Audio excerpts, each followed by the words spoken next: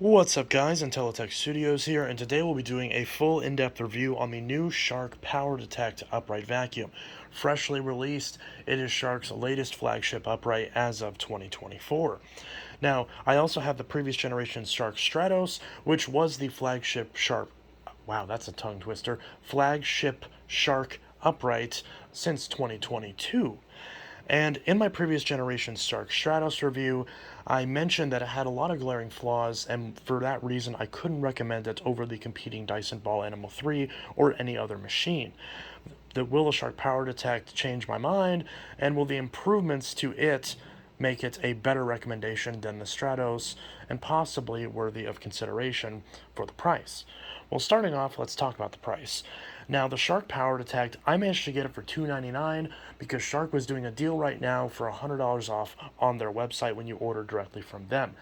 On other retailers, it does not appear that a deal is available compared to other brands like Dyson, where usually their deals will often be from every retailer. For Shark, you can get it for $299 if you buy direct from them. Normally, it's $399 for the base model that you see here, or it's $499 if you want the extra package with the extra attachments and a steam mop. So the machine itself is usually around $399. That, of course, is the exact same price as the competing Dyson Ball Animal 3 for an equivalent package. However, the Shark PowerDetect is trying to compete by having a PowerDetect system, which Dyson doesn't have on their uprights. They only have that on their cordless stick vacs. Shark advertises the PowerDetect as being able to essentially change the motor speed. Well, I guess not essentially, that's literally what it does. It changes the motor speed, and the idea is that it's supposed to ramp down the power whenever you aren't vacuuming up as many things, and then when it's vacuuming up certain things like dust and whatnot and hair, it's supposed to ramp it up and run higher. Now, this technology was very interesting whenever I first bought this machine. In fact, I bought this machine because of the edge cleaning function, where basically, in theory, would actually articulate the suction to the edge that it detects that you're running against the wall. That's why there's sensors on either side of the power head. However, after using it for a week, it's 100% a gimmick and does not add anything to the vacuuming abilities. It's the first off with the edge detection function, which I'll try to demonstrate later on, or actually I'll try to demonstrate it real quick if I can. This machine has cameras on either side of the machine, and it also has a sensor on the inside, which is very similar to how these detection systems have worked on vacuums for the last 20 years. Hoover and Bissell have had machines in the past with little sensors on the intakes where whenever the air passes through it, it'll ramp up the performance, although that is kind of exclusive to the Shark, where it actually changes the motor speed. Usually on the Bissells and Hoovers of the past, it would simply have an LED that would tell you when the air is dirty or clean that's passing through the machine. The Shark doesn't do that. It doesn't tell you anything about the quality of the air that you're vacuuming up. It simply changes the speed of the machine. So it works a lot differently than your upright detection system of yesteryear. It's kind of strange, but there is a few sensors right here. So there's a camera on this side and on the opposite side, and that's why there are arrows as well. The idea is that the camera is supposed to basically recognize whenever it's blocked, and that would happen whenever you're running it along a baseboard. And what it will do is it will shut off the LED on one side and only have it on that side so you can see that edge a little bit better, and it'll also ramp up the power. Now, it kind of makes you think that it's concentrating the suction to that side, but it's actually not. It's simply ramping up the motor speed in general to the high speed setting. Although it's worth noting that the motor speed is really strange because I guess strange is the wrong word. I'm trying to basically find filler. But the motor has 3 different speeds, although they're not actual speeds. It's simply what it marks as the different floor settings. So on the top of the handle here, we actually have a touch sensor, which is different from previous Sharks. There's a thick carpet area rug, which is essentially the quote-unquote low power. There's carpet/low pile, which is essentially medium power. And there's hard floor, which is essentially high power in terms of the speed of the motor. When you have it on the hard floor setting, the motor runs at full speed, but the brush roll runs slower. The carpet pile, basically everything runs at a standard speed, and the thick carpet, the brush roll, runs at the full speed as if on the normal carpet mode, but the motor turns down in order to lower the suction. It's kind of strange because it means that there isn't really a good way to actually run the entire the entire motor on low speed. When the motor is running on low speed, because it's on the thick carpet setting, the brush roll will stay running at full speed. And from what I can tell from using it, the detect mode does not change these settings in any way. From what I can tell, the detect mode does not give you the ability to run the entire machine at full speed or do any extra granular control itself outside of simply selecting those options. So the PowerDetect essentially is just the vacuum automatically switching between the three established modes, which doesn't really seem to add a whole lot to the experience. Now, I'll turn this on real quick, and every time you turn on the machine, it defaults to the detect mode, which I understand why they do that. It's probably so that way you don't accidentally leave it in low power mode, but it's very annoying whenever I, for example, like to use it most of the time in the thick carpet mode, which is my favorite mode because the brush roll still runs at full speed for carpets, but the vacuum runs at a much lower speed. So it's great for whenever you want to vacuum carpets at night, where, for example, someone might be sleeping and you don't want to wake them up.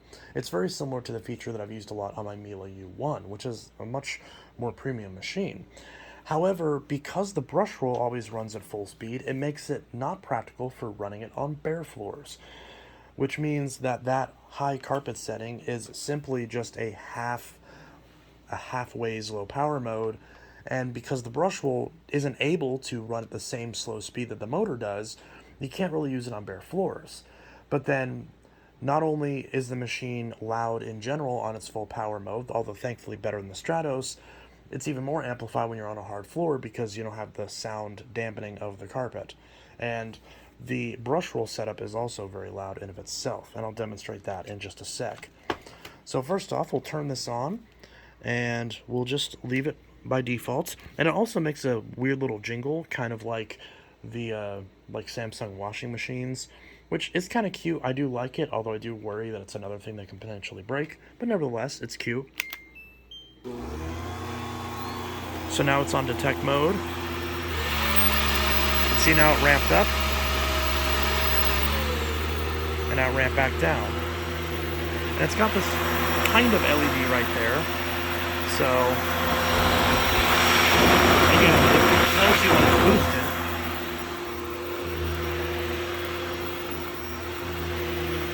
Now, I've already vacuumed this with this machine a couple times, so I don't really expect it to ramp up very well as I eat its own cord. You see there it ramps up?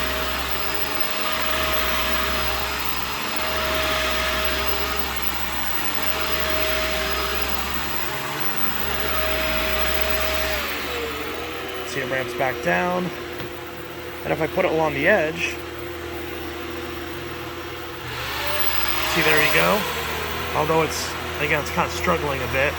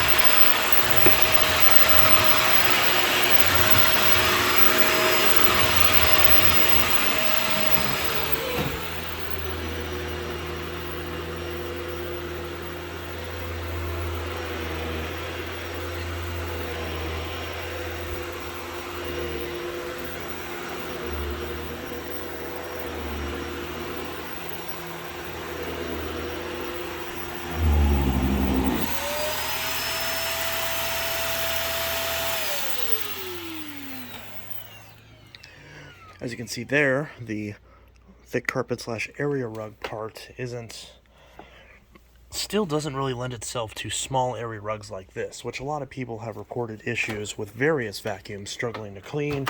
The Shark is no exception. But as we saw with that PowerDetect function, it just ramps up and down, which of course is the point of it, but while it sounds cool in theory, in practice, it's just very annoying because you're having inconsistent cleaning performance, and the process of it constantly revving up and down is not very polite to the ears, even if you don't have sensitive hearing. Although, for what it's worth, I have sensitive hearing, so maybe it's less bothersome to you if you have better ears than I do. The good news is that one of my biggest complaints about the Shark Stratos was that it was dangerously loud, to the point where it was over 90 decibels and frankly too loud to actually be a serious contender for a machine because of the hearing damage that it can cause during use.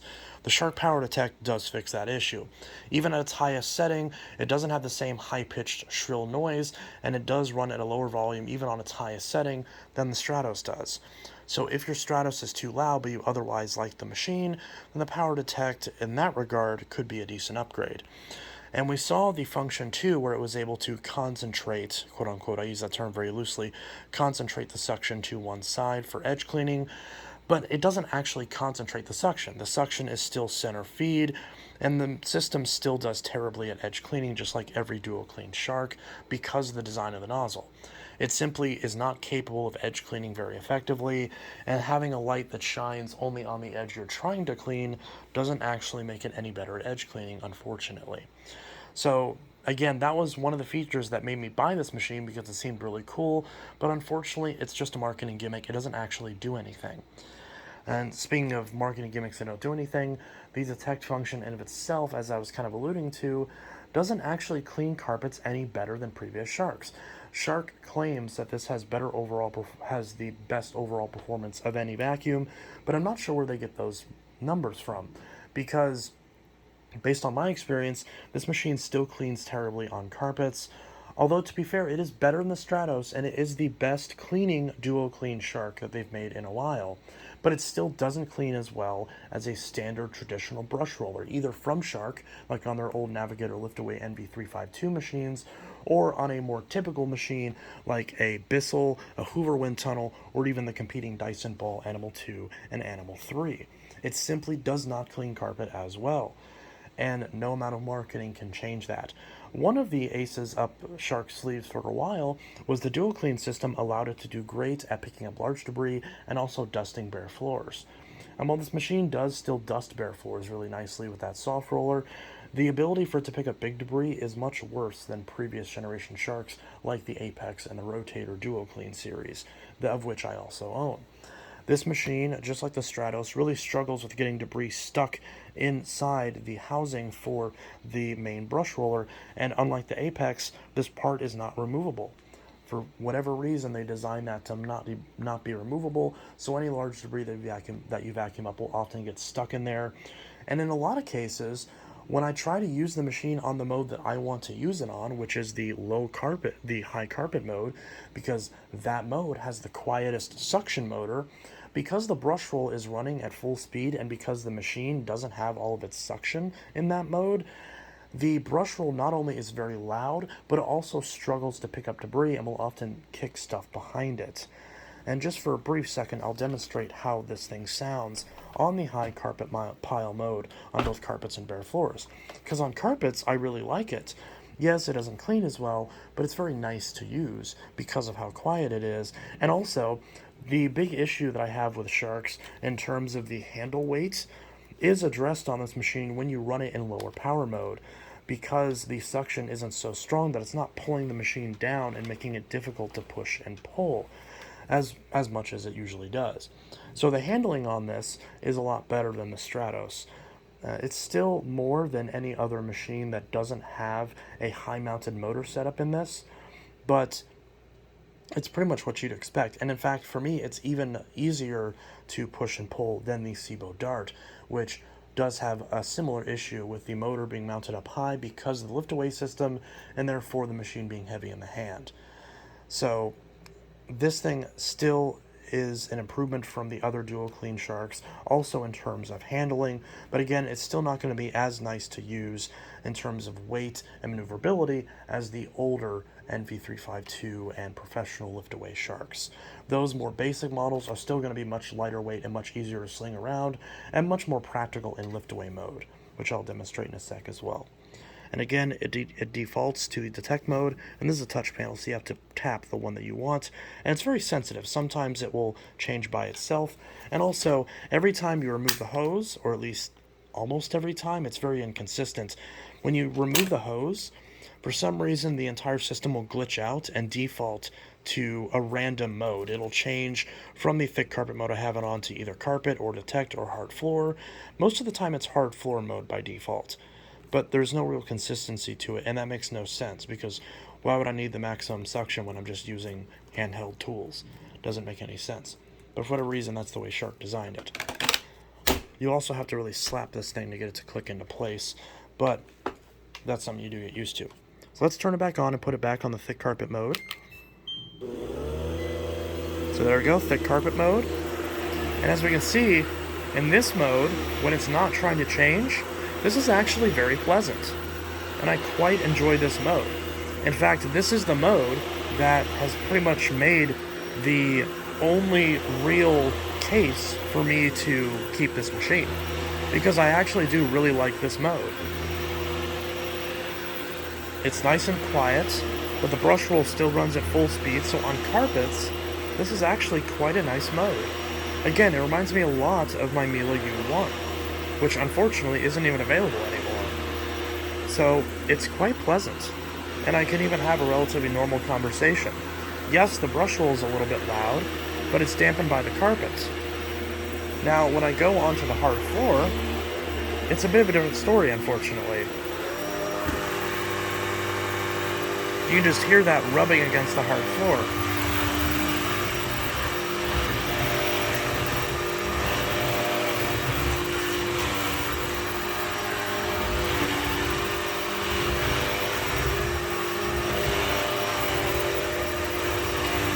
See, there's a couple little bits over here. See, look, that just spit it right behind me. I don't know if you can even see that. I think it got that one. Nope, it didn't. Just spit it right back out. And now what about this one? Yep, just spit it right back out.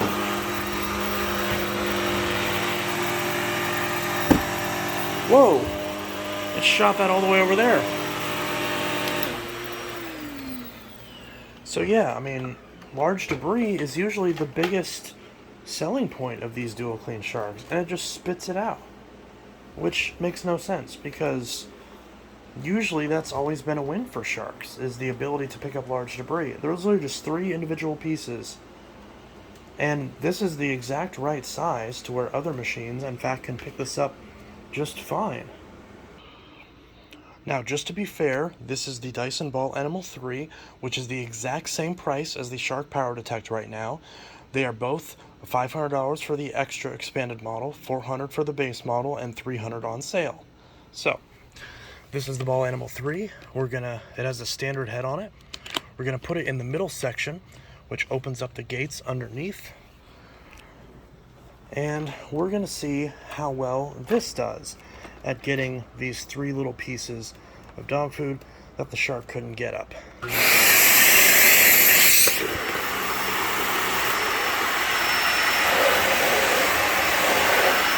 Okay. Oh, there it goes. Got that one.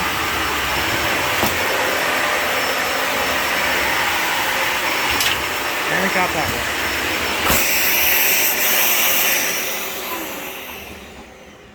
So I don't know if you could hear those clunks, but we can see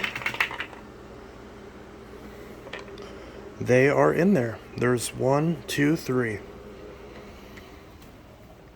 So, and this machine is the same age as the Stratos. So this machine's been around for 2 years. PowerDetect's brand new. You would think that they would be able to account for that. but apparently not. So the Shark PowerDetect has actually gone backwards in terms of floor cleaning abilities. It spits large debris out, whereas the competing Dyson, which struggled with large debris for a while with the old style power head, with the Animal 3, gets it just fine. Now let's see if the PowerDetect can get these 3 pieces on carpet now. Again, we're going to do it on the thick carpet mode, because that's what this is. Hey, there we go. Oh, still passed one up. Oh, there we go.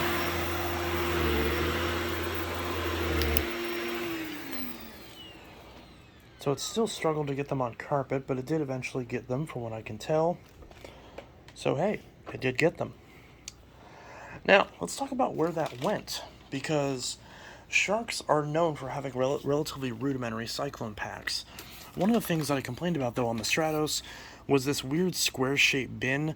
Often made it a bit harder to get in and underneath things, and also this bin was a little bit tricky to get back on once you've emptied it. Thankfully, the PowerDetect has a more rounded bin now, and we can push a button and pop, well, we push a button and pop off the bin, and whenever we go to put it on, it's actually a lot easier to line it up than it was on the previous unit, which wasn't a big deal on the Stratos, but it's something that a normal consumer could potentially struggle with. So we can pop this off, and there's our bin. Now, one thing I really like about sharks is the actual bins are very easy to take care of, but at the same time, that comes at the expense of a more rudimentary cyclone system. Shark vacuums have a single cyclone, and as you can see, unfortunately, this section is known to get packed with debris. And this is how they look in a lot of customers' homes, because there's this very, very small gap that the machine is relying on to be able to fling dirt to this side. And if I open this up, you'll see there's just this tiny little gap that it's expected to fling the dirt over, and this actual portion is very small. I can barely fit my finger in there, and that's all the space you get. So it ends up looking like a bigger bin, but it actually is a smaller bin, or pretty close to the same size as the Stratos, because the Stratos has all this space down here that it can use, but it's also a lot shorter. I do still prefer the long, skinny bin design, and that's something that I've always liked on bagless machines, going all the way back to the Phantom Fury. But because of the very small intake, stuff just gets stuck in this middle section, which means that you're blocking the main cyclone, which is the only cyclone on this unit, and at that point you're more likely to block the machine. Which is even worse on this machine, because this machine removed the actual suction relief valve. So if you run this with a clog, or with that blocked, then you're more likely to burn out the machine. And that's really bad design. There is no suction relief valve anywhere on this machine, which I was kind of amazed to find that out, that there is no suction relief valve anywhere on this machine. Not just suction control, which this also omits, but there's no suction relief. So if you get a sock stuck in this thing, then you better hope and pray that the thing actually thermal shuts off and doesn't burn out the motor. Because I blocked this to test that theory, and after 5 minutes, the machine never shut off. Which you could look at one of two ways. Either it's good that it didn't shut off because it found some way to pull in air elsewhere, which kind of proves the idea this isn't actually a sealed system like they describe or like they advertise, or it means that the system doesn't have a thermal protection and it wasn't kicking in, which means it's more likely to burn out. Either way, that's not a very good look. Now, this will need some maintenance, which is good as to why this is accessible, but as you can see, this just gets filled very quickly. If you suck up dryer sheets or papers or anything that most consumers do tend to vacuum up, you're going to have to open this up and clean this out pretty much every time you vacuum. Now, you can fill the bin, this section, pretty much all the way up to the top, but they put the max fill line down here for some reason, but a lot of bagless machines do that. So they don't even really expect you to use the entire bin that they advertise. So what's the point of having a bigger bin if they don't even let you use it, really? Or I should say, if they really expect you to use it. Shark is clearly advertising this in a way of designing it to where you're expected to empty the bin after every use. And you also pretty much should check the filter after every use, as you will need to clean this very frequently. It's very prone to getting loaded with fine dust, and mine's already stained. It's supposed to be white, and you can see it's a grayish color after this. And there's already a stain on this filter as well, and I haven't even really filled the bin up all the way. Although, to be fair, I have sucked up a good amount of fine dust. And for what it's worth, these filters do actually fit in here properly, and they're actually a nice shape, unlike the Stratos, which has a weird little bend in them. Although, of course, it's another new filter, so yet again, Shark has another new shape of filters to advertise and sell, which means when this unit goes end of life, that's going to be even more of a pain to get replacement filters, despite the fact that you really should replace these filters, I mean, at a minimum every 2 years, if not once a year. And I would recommend buying a spare set of filters immediately when you buy this machine, if you do plan on keeping it, because, of course, you'll want to have filters on standby to let those dry. Although, for what it's worth, these sponge filters are really nice if you need to quick dry them by just simply smushing them in a towel and letting them sit overnight instead of letting them air dry for 48 hours. You actually can do that with these filters, which I really like. But there is another HEPA filter that Shark doesn't really advertise, and you want to make sure that you address it, because otherwise, if you don't address that filter, the housing can warp and your sealed system goes away. But there's a button right here, and this little tab slides away. Now, be sure to check this when you buy your brand new Shark, because when I bought this machine, this filter wasn't even attached. It was just sitting loose in here, and it wasn't actually sealed, which means out of the box, this sealed system would have been good for nothing, because the final exhaust filter wasn't even attached. So you want to check that. But you've got this tab, and this pops off. And you want to replace this filter about every 2 years. Potentially sooner if you use this with pets or with a lot of fine dust, but generally every 2 years is probably a good rule. And this filter is not washable. You want to replace this every 2 years.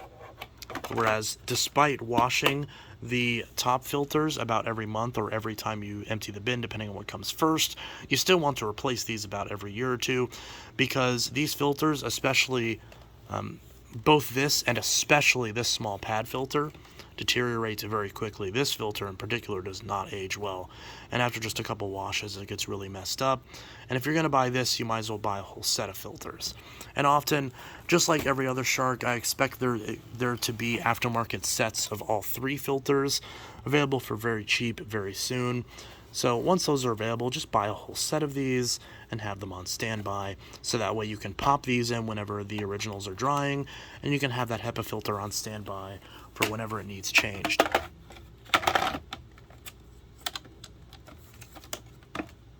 Oh, I hope if I line this up correctly. There we go. So yeah, just like every Shark, maintenance is unfortunately something you gotta do a lot. Although, for what it's worth, the main brush roller shouldn't require too much maintenance, but if it does, you're kind of SOL, unfortunately, because this main roller is not replaceable and the cleaner head is not covered under warranty. So when this roller wears out and fails, which it will do because brush rollers are wear items, you will be forced to replace the entire cleaner head. And not only will Shark not cover it under warranty, but on this machine, they sell it for half the price of the machine, without the soft roller and without shipping included. So you're literally going to be looking at spending about $200 on just a replacement power head when this brush roll goes out, even if your machine costs $300 to $400 new and is still under warranty, which is ridiculous. The front roller is replaceable and is available as a spare part, and you will want to pop this out every once in a while and clean out these teeth, as they often get full of debris. And you're going to want to wash this as well, because, or at least wipe it down with a damp cloth, because dust will collect on this very, very quickly. And again, the dusting effect that this has is really nice, but it wears out very quickly, because once it's full of dust, you're just smearing dust back on your floor. So, Shark also advertises that you want to wipe all these sensors and everything to make sure that this is all clean, so that way the PowerDetect system doesn't work even worse than it already does. Or I guess Shark wouldn't word it that way. They would say to maintain optimal performance or some crap like that. So, that's that. So, beyond that, what else is there really to talk about this machine? I mentioned the noise level, I mentioned the performance on hard floors and carpets, how the carpet performance is a little bit better than other dual cleans, but still worse than any other machine, and how bare floor performance is worse than a machine that simply has a brush roll shut off. that's in the exact same price bracket. So what are the positives of this machine then? Moving on. So this machine also has a 30-foot cord, which is again about 5 feet long, 5 feet less length than the competing Ball Animal 3, but it is the bare minimum. Although for some reason it feels shorter to me, like it feels like it's 25 feet, but Shark says it's 30. Maybe they're gaslighting me into believing this is 30 feet when it's actually 25. I don't know. But nevertheless, it could be longer, but it also could be shorter, to be fair. This hose, because of the wiring that goes in it, just like on the Stratos, is a bit too stiff to actually use comfortably, and the lift-away mode is very bulky, and I'll demonstrate that in a sec. Alright, so next let's talk about the tools. After all, I already talked about everything with the floor cleaning on the PowerDetect. I keep wanting to call it the Stratos because that's what I'm used to referring to Shark's newest machine as. So if I accidentally start to say Stratos and I stutter a bit, that's why. This is the PowerDetect, not the Stratos. So, whenever you want to use this machine, there is a big button right here that you can push, and the hose pops out. It's held in by a very thin, cheapy piece of plastic that often doesn't click into place all the way. You can remove the hose without removing the cord hook, but whenever you want to remove the wand, you will have to pull the cord out of the cord hook. But that actually is a nice feature because a lot of other machines, like the Dyson Ball Animal 3, don't actually have a cord hook, which is strange because I mentioned this a bunch of times, but because of the fact that the Dyson has a handle that doesn't even detach from the machine, they very easily could put a cord hook right here, because this handle doesn't actually come off when you use the wand, so Dyson could easily put a cord hook right here to keep the cord out of the way. For whatever reason, they don't. But Shark does in fact have a cord hook, and that is one feature where it does beat the Dyson. It's small, but hey, it does add up. And if you want to remove the wand, there's again a big chunky, one thing I do like about Sharks is the big chunky release buttons. It's just so satisfying. My autism loves it. Clunk, and this whole thing yanks out. And of course you can click these back together. And again, I love the clicky sounds of all of these. Now, this wand isn't very ideal to use as a wand, although it is lighter than the previous Stratos, and the plastic on this isn't quite as sharp as some of the previous Duo Cleans, but there still are sharp edges right here that aren't finished properly. So you don't want to clean anything delicate because this wand will scratch things. For example, I have these end tables that were from my grandma, and she can't replace them because, well, she's not alive anymore. So if I scratched that table, I would be very sad and very upset because it's a memory that I can really no longer, I guess, make up. I'm failing to find the word for that, but you get what I'm trying to say. If you have something sensitive or delicate, you don't want to use this wand near it because it can and will scratch it. And that's just not ideal. This wand also is fairly bulky, and trying to use the tools with this handle is very awkward, and there's a lot of weight in the hand. I find it easier to grab this part down here and use it that way, although it does kind of defeat the purpose of this handle, and this part is still very big and very awkward to grab, but I find that way easier to maneuver the wand that way.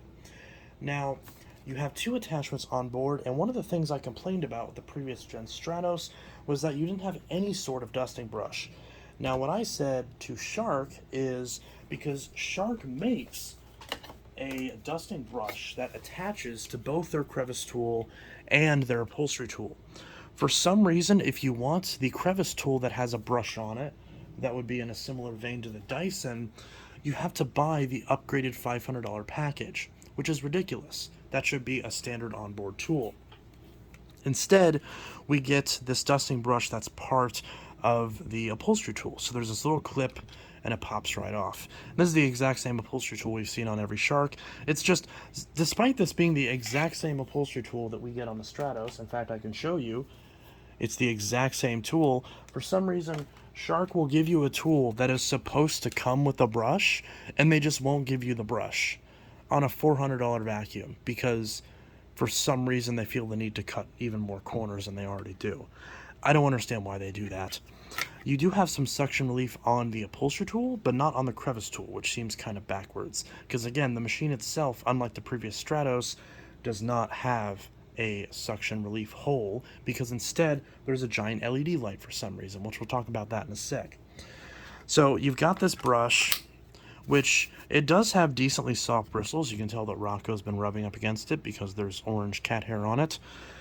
But again, it's a bit too big to really do any proper dusting, and it's kind of awkward. I actually much prefer a small flared brush that goes on the crevice tool. In fact, if I grab the Dyson, that's exactly what they do.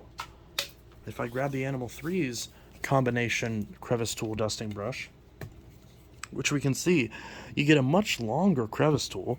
The crevice tool actually has some suction relief. It's kind of dinky. It's not as good as the older Dysons, but it's still there.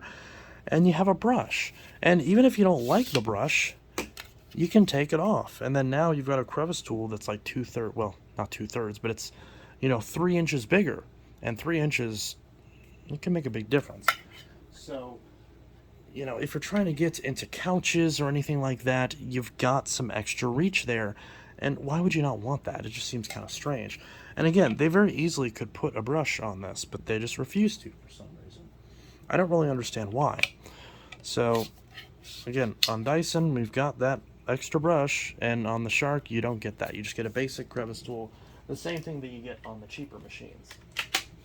And I suppose if we are going to compare the other onboard attachments, then, yeah, I mean, the Dyson's got a smaller upholstery tool with no brush on it. Because, I mean, yeah, the Dyson should also have the ability to have a brush on this. Why not? And again, it's ironic because the Shark has suction relief on the upholstery tool, but not on the crevice tool, and on the Dyson it's the other way around. Whereas older Dysons used to have it on all the tools. So I don't know, it's just kind of weird. But nevertheless, there's no brush on this, and there should be on this expensive of a machine. So this isn't great as a dusting brush, but this is actually a pretty okay upholstery tool. And again, just like an older Dyson, it actually has a swiveling neck on it, which is quite nice. So in some ways, this upholstery tool is actually better with what you get with the Dyson, but the crevice tool both isn't as small and doesn't have suction relief. So the crevice tool and the dusting brush is worse than the Dyson, but the upholstery tool is slightly better than the Dyson. So I guess take your pick. And the crevice tool goes right there. The brush clips onto here, and then it clips down here, but it is kind of loose on there, and it is prone to getting knocked off. And when you try to use the lift away mode, which you slam this button and you yank this off, this does sometimes get in the way when you're trying to put it back on. And when you're trying to use it in lift away mode, the hose does not have any sort of swiveling joint on it for some reason. And same thing on the machine, so the hose will just get all twisted and kinked up, which is not ideal. I'm not one to kink shame, but that is a kink I definitely shame. This is ridiculous, and it makes the whole thing just really awkward to use. So, if we look at this wand, it gets all dusty from use as well, and the tools do, of course, fit in here, but Shark's sort of flagship feature is that you're supposed to be able to click it on to the power head, carry this big thing, and then use it like a makeshift canister. But again, the hose gets all twisted and messed up, and whenever you're trying to use it like this, and you're trying to use it at a normal vacuuming angle like a canister, the thing just pulls back, and the secondary front roller yanks the machine forward so hard that it's really difficult to use. However, for what it's worth, when I go all the way down to get underneath things, it doesn't have as big of an issue with that, although it doesn't really get underneath my couch. Maybe you have a couch where it does.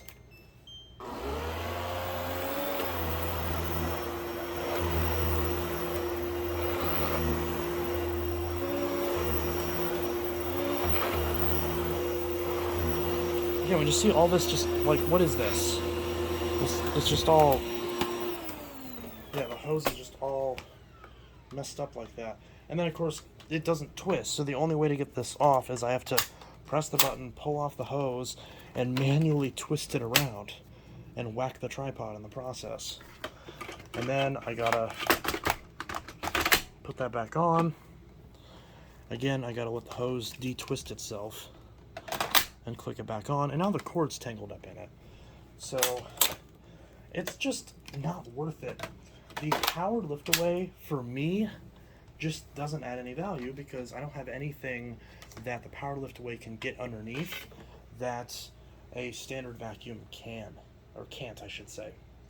Because you know what can get underneath my couch? The Dyson with a floor tool attached to the wand.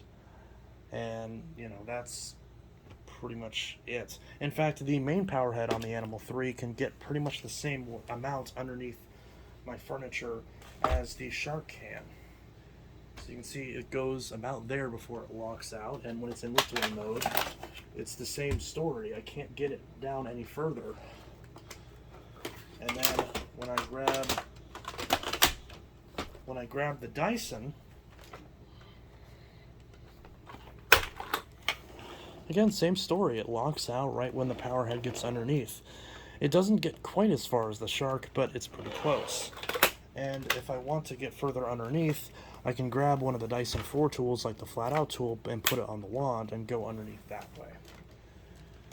And, the cleaning performance isn't going to be that far off, because how many times are you going to get embedded dirt in the carpet that's underneath the couch? So, yeah. One little final note that I kind of touched on earlier is with this. They're, unlike the previous Stratos, if I grab the Stratos, first off, the Stratos' handle is a lot lighter than the PowerDetect, which I just now noticed. So, probably because of all the extra hardware in here. There's a touch sensor in the PowerDetect, which probably makes it more likely to break, whereas the Stratos just had a more basic slider. The Stratos also had a suction relief here for bleeding off the suction. Now, the PowerDetect, I get it. The motor runs at a lower speed instead of needing to bleed off suction, but why would you remove that? Why not have both? Instead, you've got this bright LED light, which you can't turn off. I don't know why there isn't just an option to turn it on or off, but look how bright this is. Look at that. That's ridiculous. So, yeah. So anyways, the PowerDetect, it's not a good vacuum and you shouldn't buy it. That's the general idea. This is a very long-winded, in-depth video, but I want to show you everything that's good and bad on the PowerDetect. For your $3.99 or $4.99 or $2.99 or whatever you pay for it, it's just not worth it. There are other machines, bagless and bagged, that will be a better value, even if they're a little bit cheaper, the same price, or a little bit more expensive. The Cibo Dart is a little bit more expensive, yes, but it's a much better quality machine that cleans much, much better, filters better, and will last 10 times as long. There's also the Dyson Ball Animal 3, which will last at least 5 times as long, and is more versatile than the PowerDetect. Doesn't have any stupid gimmicks when it comes to the detection and slow down system and anything like that. There's no extra sensors or anything to break. And the Animal 3, of course, does clean a lot better on both carpets and bare floors, and is easier to use. Which, aren't those two things the most important things on a vacuum, is ease of use and performance? And I'd also throw reliability in there. To be fair, Shark's warranty, while they're terrible when it comes to warranting out power heads, they're actually usually pretty good in my experience at warranting other parts. Although half the time they don't really send the parts properly and they'll end up getting not sent out and you have to call multiple times to get the parts. They'll also try to charge you for shipping, which is really weird, but they also don't require you to bend over backwards for proof of purchase like other brands do. So it's kind of a give and take there.